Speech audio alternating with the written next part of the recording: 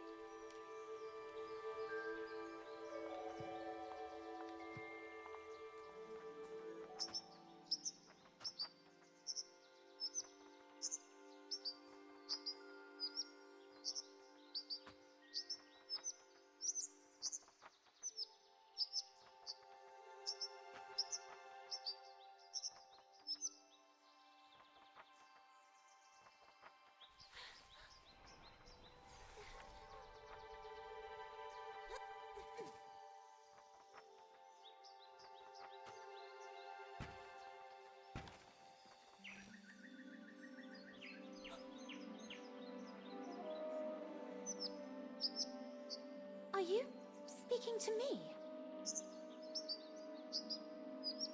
Princess? No, I mean, I believe so.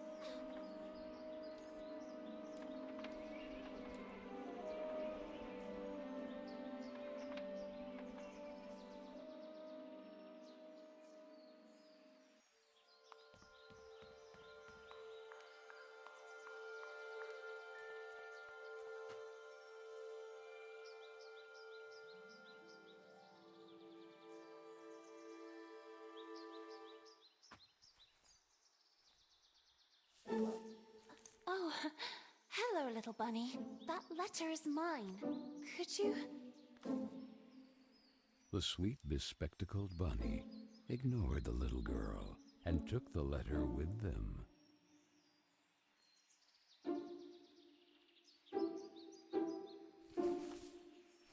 I beg you, would you be so kind as to give it back to me? The little girl began to get impatient.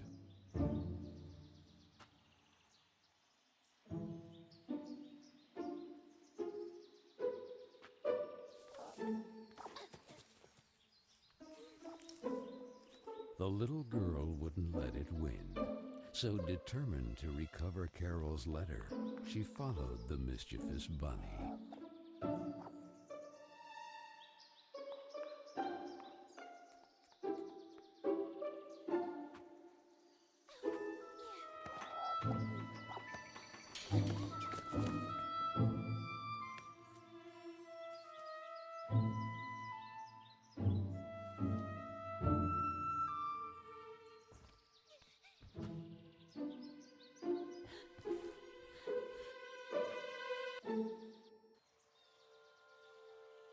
What place is this?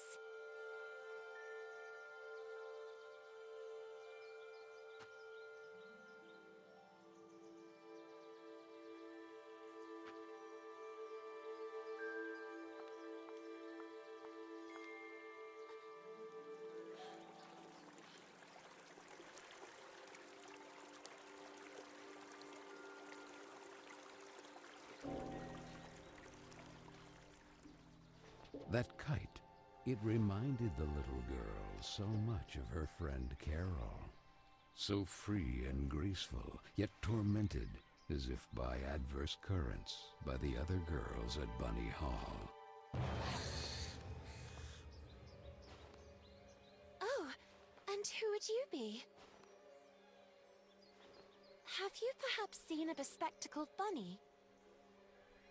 Even the owl ignored her question and just stood there, staring at her, with those eyes, red like blood. But the little girl had no time to waste. She had to track down the bunny, and so she began to follow in its tracks.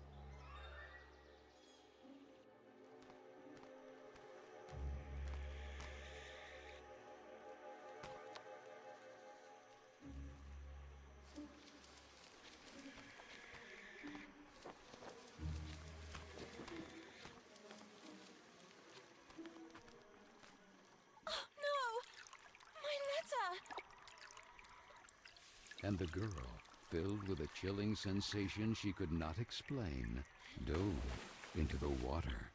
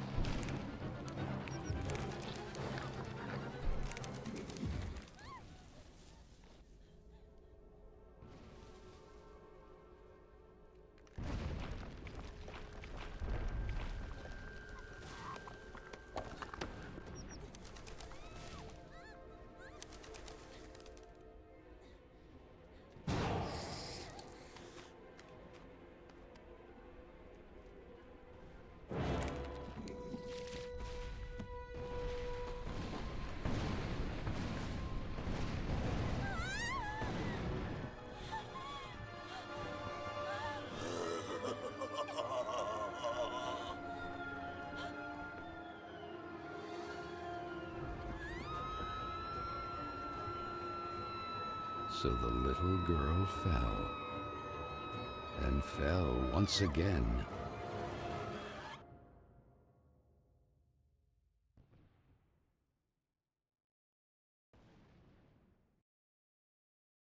And while the man with the tar hat stood grinning, her thoughts drifted to that mysterious figure in the window of Bunny Hall, who silently stood watching her as she was swallowed up in her abyss. And this is how our story begins. A letter, a roar, then a daring plunge, and a little girl, too small and inadequate for that world of ash, tar, and cold of which she was a part. Miss Benton, I am pleased to note that my voice is so soft that it encourages restful sleep in class. Would you be so kind as to share your wisdom on today's topic with your fellow classmates? There was a man made of tar, an owl, and a bunny with glasses. Such impertinence. Home economics, ladies' etiquette, chapter 9. Be always beautiful, perfumed, and impeccable. All of you young women of today are privileged to witness the deeds of the great men of your era, the grand discoveries, the phenomenon of industrialization, progress. Soon you will be wives and then mothers of great men who will go down in history. And you, Miss Benton, make fun of it. This establishment, too, if events continue to transpire as hoped, will undergo important developments, and you will be the first to benefit from them. Why, ladies? A portion of Bunny Hall was conceded to a corporate collective in order to form a small branch, thereby taking advantage of the area's greatest resource, rabbits. This will not only bring new luster to the estate in this region, but also new jobs. Very good, Miss Vicky Trout. At the very least, Lana has grasped the rabbit matter. In this regard, our dear Frank reminds us that it is strictly forbidden to venture beyond the walls of the park. The disinfestation work will resume tonight after the strong winds of recent weeks. Remember, not to be overwhelmed by the explosions. It's all perfectly normal. The soil is blasted with charges and the rabbits forced out of their burrows. Who did it? Lana! Miss Benton!